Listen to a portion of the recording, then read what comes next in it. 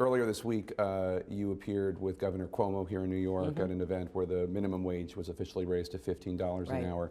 You support letting the states do that. On the federal level, I believe you support raising it to $12 an hour. Is that right? Yes. So Senator Sanders told me that he found it somewhat amusing that you did that, given that your position is more nuanced in the sense that you don't support raising the federal minimum wage to $15 as he does. What do you think of that? Well, I have been in favor of what's called the Fight for 15 for a year. I have been supportive of the unions and activists and officials who've come together to try to raise the minimum wage to 15. In states? In states. And if you look at what happened here in New York, I think it actually supports my position because there's a phase-in. 15 is being phased in New York City and the surrounding area, but you're going to be phasing in at a much slower rate in upstate, in places that are less populated, where there are some economic challenges. That's exactly my position.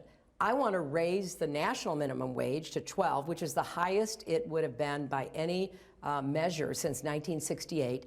I'm in line with the Democratic position in both the Senate and the House, but I want to encourage places, both locally and statewide, who can go further. So actually, what happened in New York, which I was very proud to support, is in keeping with my approach to this. Why not support $15 nationally? Just because there are some states that you don't think it's necessary because the cost of living is not as expensive in others? But take New York, Jake. Yeah.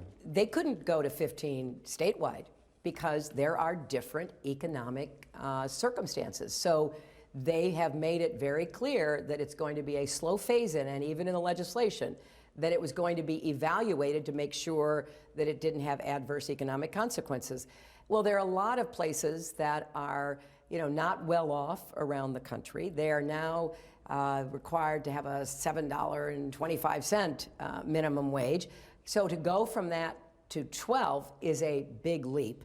Now, I want to encourage every place that can get to 15. So the New York Cities, the Los Angeleses, the Seattles, and California raised its minimum wage, but it also took into account different geographic areas with different economic circumstances.